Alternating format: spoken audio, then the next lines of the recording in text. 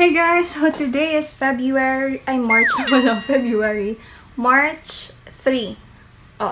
3.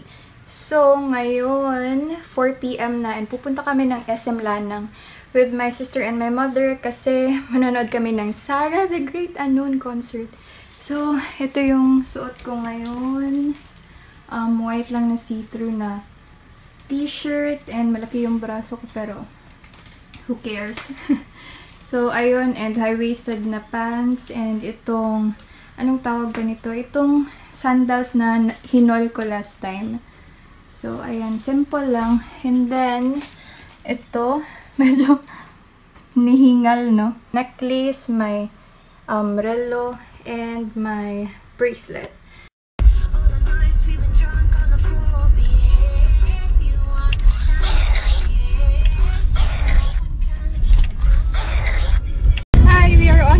The Great Unknown concert, take 2 na niya siya. So, ito, my sister is our driver for today. And it's early pa, 4:30 pa. And then yung concert niya, yung concert ni Sarah G, 8 PM pa sa SM Lanang. And kailangan namin pumunta doon ng maaga kasi free seating lang yung gold ticket na nakuha namin. And yun, mag-early dinner pa kami. Yun. And itry ko mag-video kung pwede sa sa concert niya ng pakonti-konti. And yun, see you there.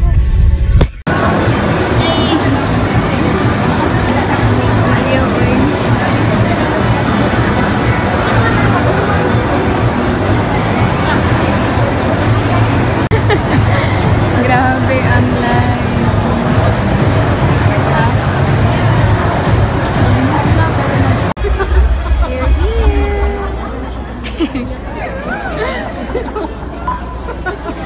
Hindi pa nag-start.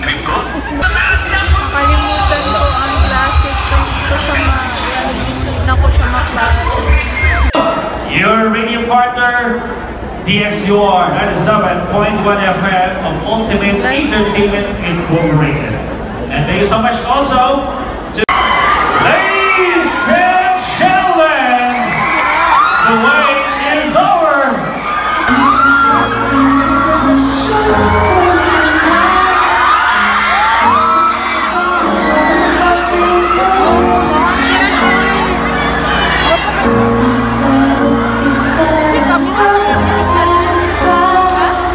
Songs from my latest album. Kadalasan po kasi pag napapanood po akong mag-perform, magkaroon ng show, laging may kasama covers. And yun nga po, sing and dance, opening number, hataw na sayawan. Sinalulunod sa'yo mga at kung hanggang dito lang talaga tayo, ipagpapayaan ang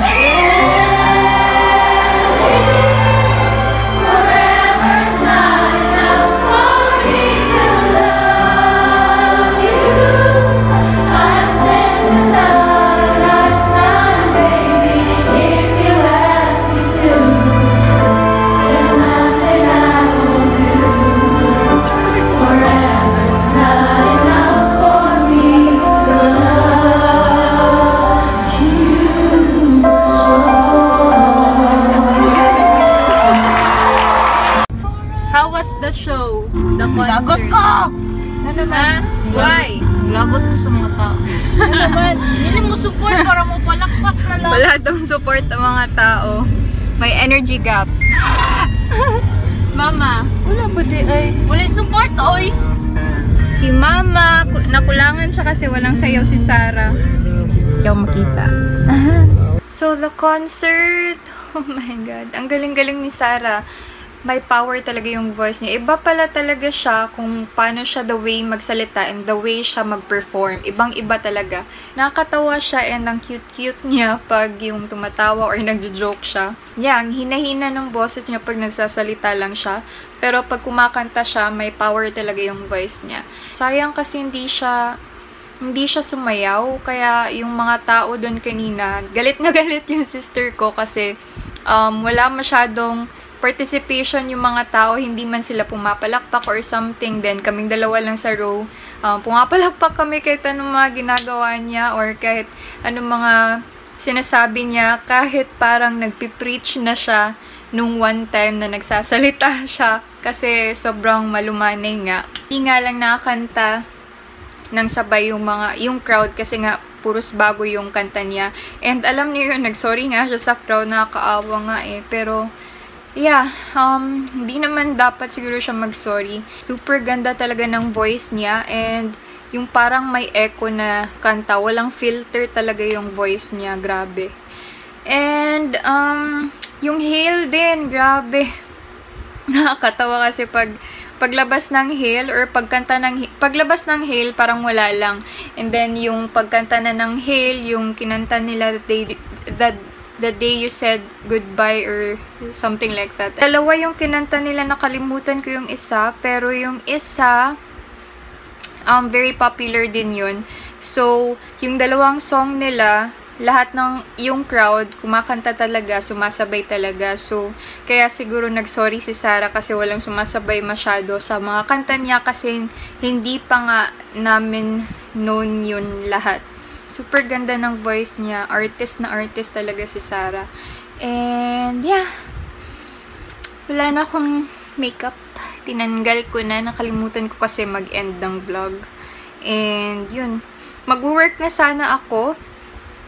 And, yun. Bigla ko lang na-remember na hindi ko pa pala yun na-end kanina. So, yeah. Thank you guys for watching. I hope you liked this video. Give a thumbs up if you did. Subscribe if you haven't already. And I'll see you on my next video. Bye!